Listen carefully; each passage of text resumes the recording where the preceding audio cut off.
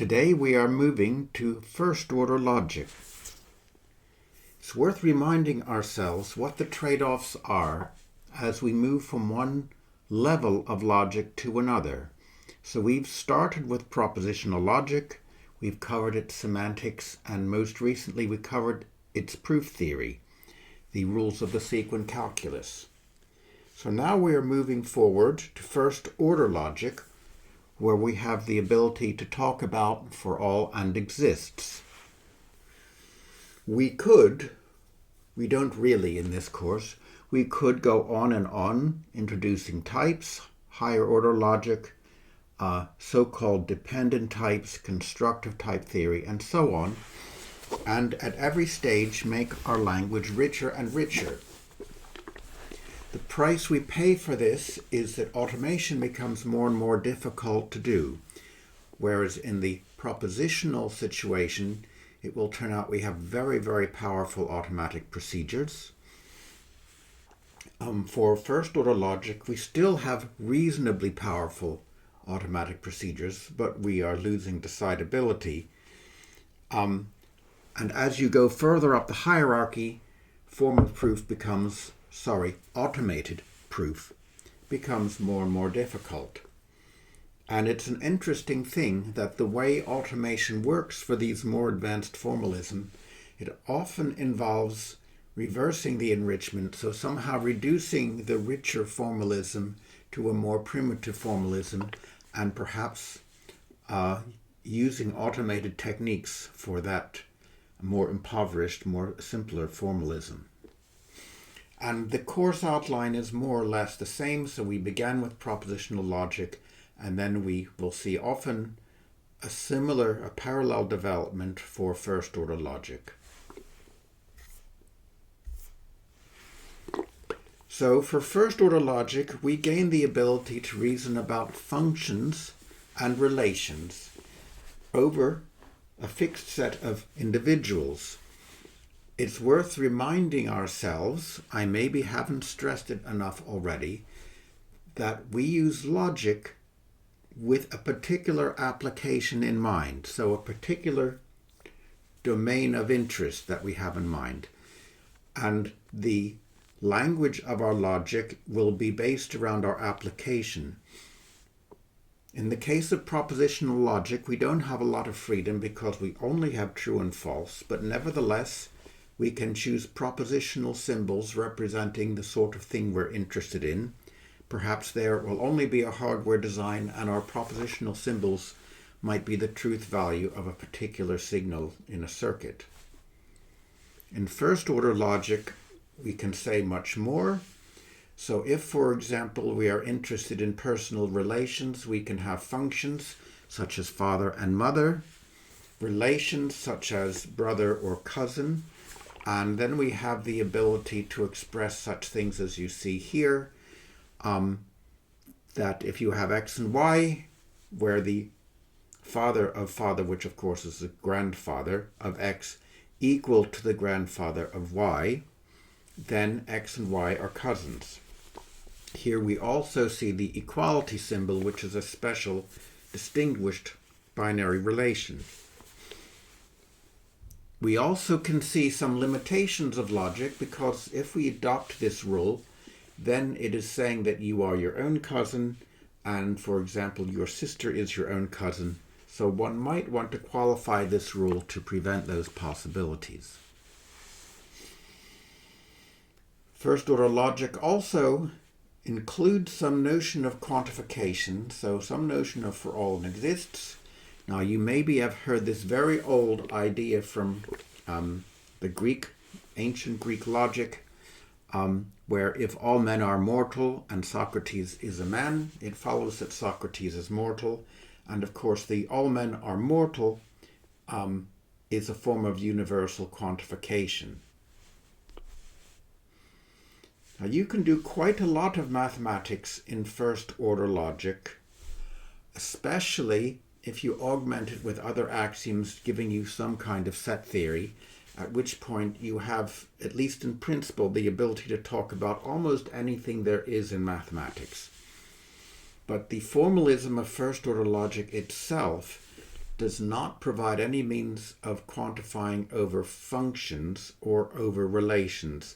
So when we say for all x, x will be an individual, a single member of our domain of discourse, whatever that may be. But we cannot have a for all quantification or exists over all possible functions or all possible predicates. That would be the realm of higher order logic. Now, to motivate some of the rather difficult things we're going to be struggling with in this lecture, let's see how it used to work. And by the way, Lewis Carroll wrote a book called Symbolic Logic. He previously had given Queen Victoria a copy of Alice in Wonderland, and she was so entranced with it that she asked him to be sure to send her a copy of his next book. His next book was entitled Symbolic Logic, and I hope Queen Victoria enjoyed it. Now, this book, which is a very lengthy, technical, and systematic presentation of syllogistic logic, is full, among other things, of many, many examples, such as the three on this slide that I've taken from his book. And the funny thing is, so you look at the first one, all soldiers are strong, all soldiers are brave, therefore some strong men are brave. That might look a little weird at first, and in fact it only works because we're assuming that there is at least one soldier. So if you replace soldiers by unicorns, for example, it doesn't seem to work anymore. And so on with the second one. You can read it for yourself. And as for the third one, all soldiers can march. Some babies are not soldiers. Therefore, some babies cannot march. Now that one does not actually follow. The interesting thing here is that Carroll solves these syllogisms by drawing diagrams and following a complicated set of rules.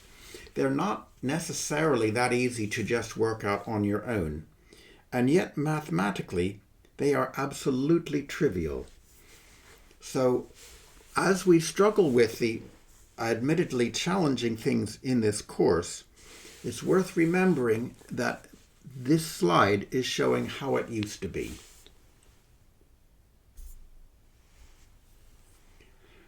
For first order logic then, we introduce a set of function symbols. As I said, your function symbols should be dictated by your particular application. We will have for every non-negative number n, we are allowed to have function symbols, so taking any fixed number of arguments, where if n is 0, then we call it a function symbol. So the function symbols, including the constant symbols, are the vocabulary for terms, along with variables, which of course range over individuals only. As I said already, we do not have variables ranging over functions or relations. Finally, we build up terms in a pretty obvious way. They are recursively defined by applying any function symbol, taking n arguments to n terms themselves constructed recursively. Nothing complicated here, really. Terms, of course, will denote individuals. We also have relations, and with relations we can set up formulae. Relation symbols stand for relations, and as you may remember from discrete mathematics, a relation can be seen as, in the case of a one-argument relation, can be seen as a subset of the set of individuals. In the case of an n-argument relation, it is, if you like, either a subset of the n-fold product of the domain of individuals, or if you don't like that, then you can just see it as an n-argument function from individuals to true, false. we will typically allow equality as a two-argument function. And now any relation symbol applied to the correct number of arguments is called an atomic formula. And why atomic? Well, simply because such a formula cannot be broken down into smaller formulas. It is perhaps unfortunate, this word atomic, because around the time a lot of work was being done in automated theorem proving, atomic energy was quite a big deal, and we ended up seeing a lot of references to subatomic particles and so on in the terminology, which did nobody any good at all. Anyhow, once we have our atomic formulas, we can build them up into more general formulas by using our traditional propositional connectives, and or not, etc., etc. We'll talk about quantifiers a little bit later. Now, this little diagram is trying to give you a picture of what we're dealing with here. So the circle represents our domain of individuals. It must be non-empty. So all the mathematics we do with regard to first-order logic assumes a non-empty domain of individuals. And remember, these individuals can be anything we're interested in, from peoples to real numbers to hamburgers, different kinds of hamburgers or other fast food, anything you like. And of course, the constants and function symbols have to be meaningful in the context of that. So if we are talking about different kinds of fast food, then the constant C might denote a Big Mac, for example. And the predicate P there, so remember a one-argument predicate is essentially a subset of all the individuals. So P might refer to all the sorts of pizzas that are available. Also, there can be functions within the domain of individuals back into itself. So, for example, F might be the operation, if we're talking about fast food again, the operation of adding cheese to something. So we could imagine that F takes a cheese pizza and turns it into a double cheese pizza, turns a hamburger into a cheeseburger, turns fish and chips into, let's not go there. Now, I want to make a small remark about what happens if you don't bother introducing quantifiers.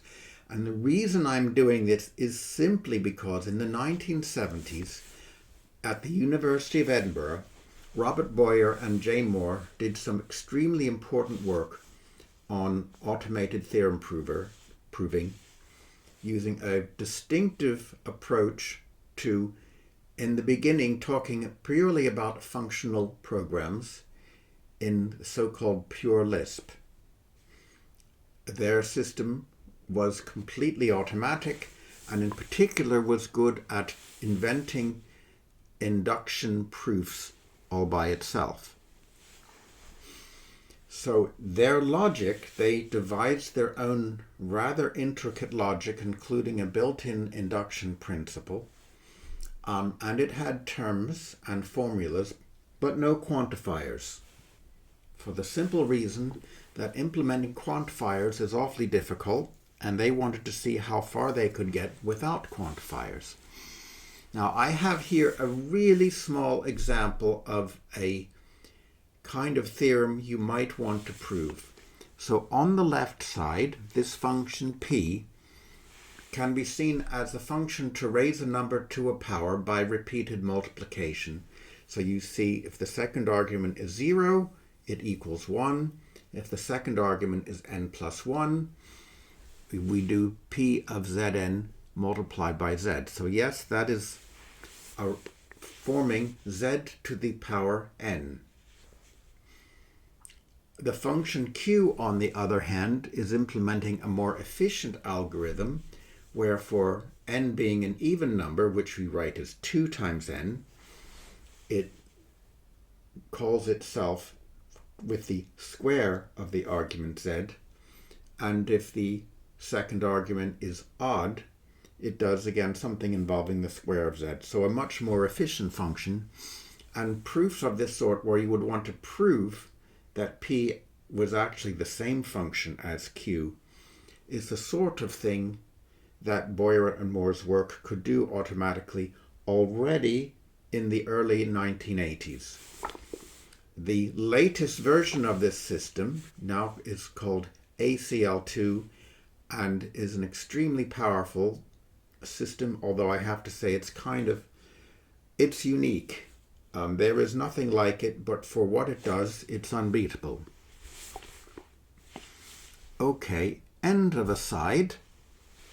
Let's go on to quantifiers. You've undoubtedly seen them before.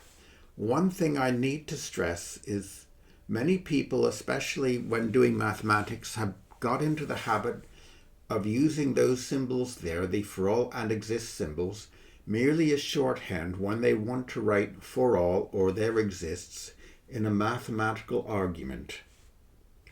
For the purposes of this course, you need to abolish that habit completely. So if you write a for all symbol in the context of this course, for example, on an exam answer or for supervision work, you should definitely mean it to be an actual formal quantifier of first order logic and not an abbreviation for anything. The same goes for the existential symbol. So of course, for all xa means there is that the formula A, which presumably mentions x, is true regardless of the value of x, and dually for exists xa. I show on the bottom half of the slide some very simple conventions that you might see. The possibility of having a string of variables is pretty routine. And there is also a fairly unpleasant thing here, that you may find a full stop in your formula, in which case the parentheses go very differently. Now, in the lecture notes and exam questions for this particular course, we don't use a dot after a quantifier, and our quantifiers bind the adjacent formula very tightly. But if you see this dot, it means that the parentheses extend far across, as far as they can go to the right. So you do need to look out for that if you look at other material. Finally, just to remind you of a fairly obvious point, that these symbols for all and exists bind their variable, just as, for example, the integration symbol here also binds the variable x. So it's local to that formula, and it can be renamed as long as you don't create a clash with something else.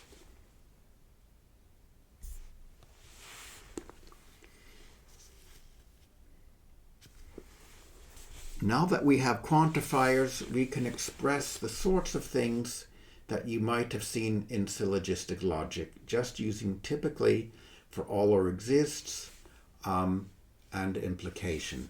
So as you see there, all men are mortal becomes a nice little formula. And here we have all mothers are female. And you might, as an exercise, consider formalizing some of the examples I gave you on the second slide, or whatever it was, about the soldiers being brave and strong. But if you want to try and prove a thing, you do need to assume that there is at least one soldier. The last example here, which may be a trifle difficult to parse, is a way of writing that there is a unique value x satisfying the formula A.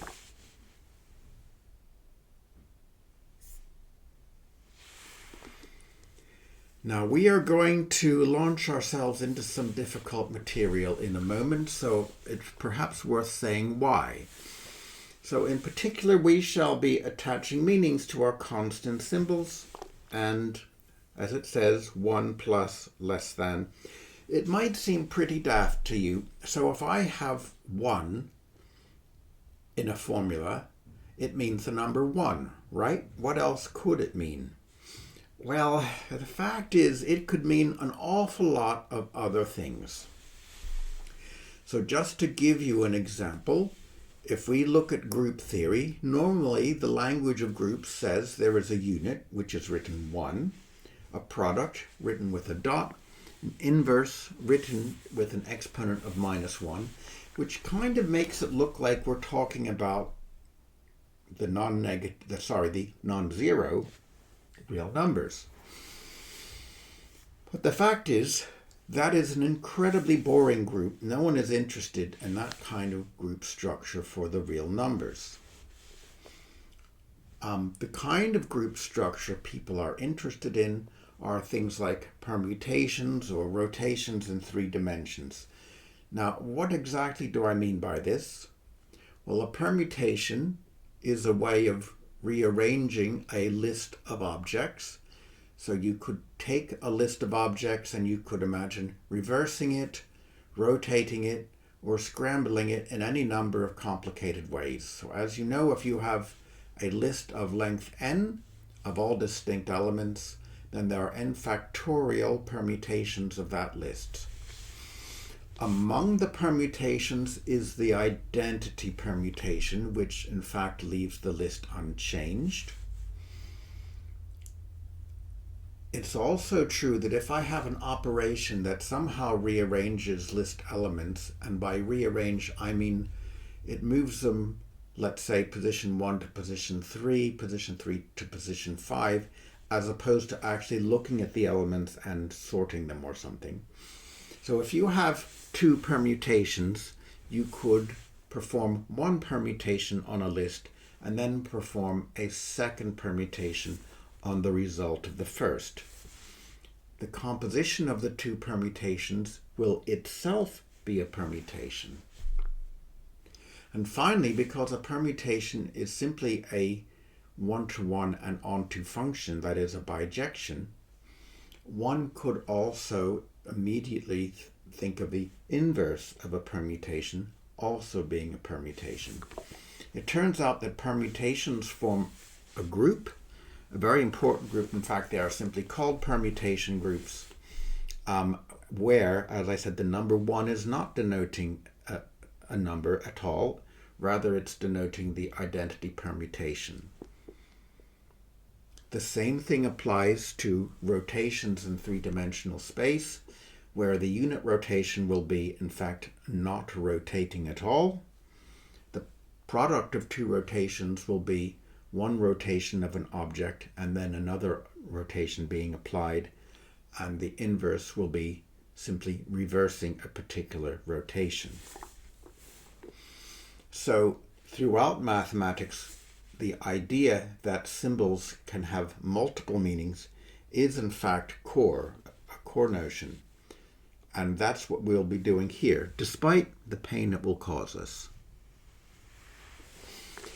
So, and this will harken a little bit back to the very first lecture when we were doing it just for natural language. So now if we want to talk about a very simple first order formula, such as mortal of Socrates, what we've got here is a term, namely Socrates, which is an argument of the predicate, namely mortal.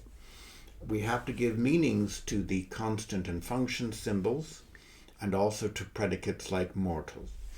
So the way this works, we create a thing called an interpretation, which here I write as a script letter I, which is the pair of a domain D, that is a non-empty domain of discourse really, and I, which is a mapping from all of our symbols to appropriate mathematical values.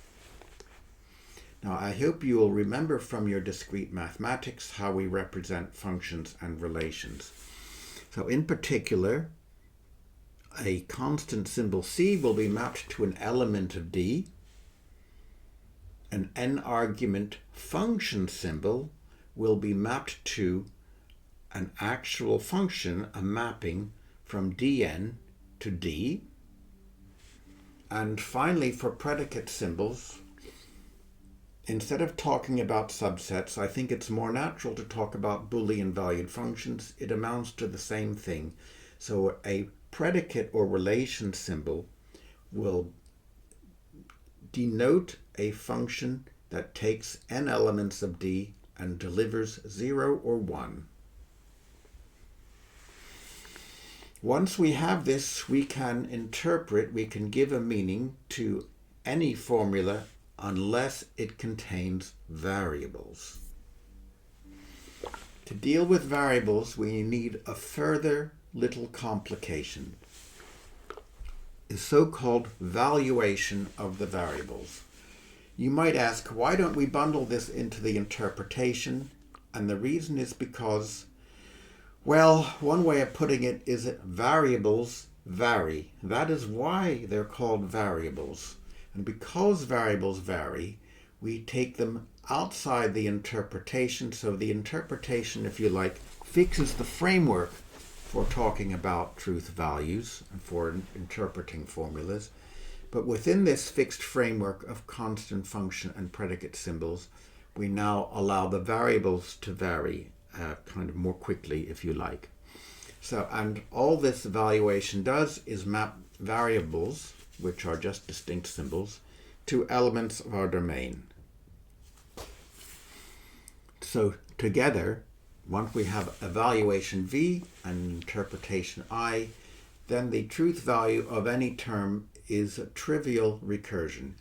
And I'm sorry, the notation is incredibly ugly, but really there's nothing interesting going on here. Interpretation in context of evaluation of a particular term satisfies the absolutely obvious recursion that the value of a variable x is given by V, the value of a constant symbol C is given by I, or through I, and finally the value of a function application applied to the correct number of terms is given by, now what have we got here? I of f, remember, refers to the actual function denoted by f, and these things here, these iv, t1, and so on, are recursively the values of the arguments of this function application.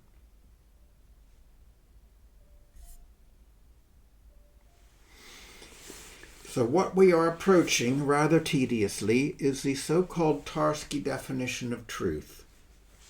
What we would like to do here is precisely define the truth value of a general first-order formula. We need to do this if we're building automated theorem provers because we need to base them on actual mathematics. In the early days, a number of systems were built on, shall we say, belt and braces or gut feeling ideas of how logic should work, which is another way of saying they were wrong. And they might have been fun to play with, but they weren't actually doing anything that meant anything. The field of automated theorem proving today, and indeed for a quarter century, has been strictly based on mathematically rigorous semantic definitions of the various proof calculi and algorithms that were used to build these systems. Probably more than a quarter century. Anyhow, what have we got here? Let's suppose we have fixed an interpretation script I and have a fixed valuation V. Then we will be able to get the truth value of any formula A by recursion. The one complication here is quantifiers because of the way they bind variables. And what we need for this is something that captures the way that variables can vary when we interpret a quantifier. So what we need here is the ability to update a valuation in place. So this mysterious syntax says, if you've got a valuation V, remember, which maps variables to values, Now let's say I want to change it just a little bit so that now the variable x denotes the value a, but otherwise it behaves the same as v. That's how we write it. And yes, it is a syntactic convention that the variable being updated is written second. Some people do it the other way around, which is very annoying, and you just have to be alert to what's going on in the thing you're reading. But here I would pronounce this as v putting a for x. Now, once we have this notation, we will be able to define the truth value of an arbitrary formula a, even with quantifiers. And when we look at this slide, and this slide is a dilly, so before you freak out, allow me to mention that all we are doing here really is translating from first order logic here into kind of English here. What do I mean by that? Well, here is the case of a predicate applied to a term. To keep things simple, I'm assuming there's only one argument, and the obvious generalization to n arguments I will leave to you. This formula is true. The meaning of this is predicate p holds for the term t. And in fact, it will come out to be true if the meaning of the symbol p, which remember is a Boolean valued function, is equal to 1 when applied to the value of its argument. Remember, the argument computed using this I sub v. So that's an atomic formula. What about equality? Well, most of the time, not all the time, but most of the time, we make the rather boring requirement that the equality symbol should correspond to true equality. So here we want it to be true if the actual value of t, as evaluated using I here, is equal to the value of u. And here by equals, I simply want to refer to mathematical equality, and of course I don't want to write an equal sign there because it would be confusing. What about propositional connectives such as and or not, implication, and so on? In that case, we will combine them using truth tables in the obvious way. So here, if my formula has the form a and b, and here, of course, a and b are general first-order formulas that could themselves contain quantifiers, variables, etc. We recursively get the truth value of a, we get the truth value of b, and we combine them using the appropriate truth table. In this case, since the connective is and, I am simply using the English word and here to say how we should combine the two truth values. Now, the most complicated case is when there's a quantifier. I'm only treating the existential case, and again, we can either leave the universal case as an exercise to write out, it's actually trivial, or indeed you could imagine obtaining it through negation. So, what does it mean for exists xa to be true? It is true precisely if there exists, sorry to repeat myself, as I said, we're translating symbols into English. It holds if there exists some value m, a member of our domain D, such that when you plug m into the valuation as the meaning of x, a evaluates to true. Just to be clear, we are not substituting m into the formula a itself. Rather, we are simply using our valuation to say that x has the value m. So now we can give a truth value to all formulas in our particular language. And now if we want it to be true for all valuations, we simply leave off the subscript v, and we can write this as saying that a is true for all v and for a fixed interpretation I. One last remark: if A is a closed formula, meaning A has no free variables, then it will be satisfiable just if there is at least one interpretation that makes it true. Okay, so you can take a deep breath after this.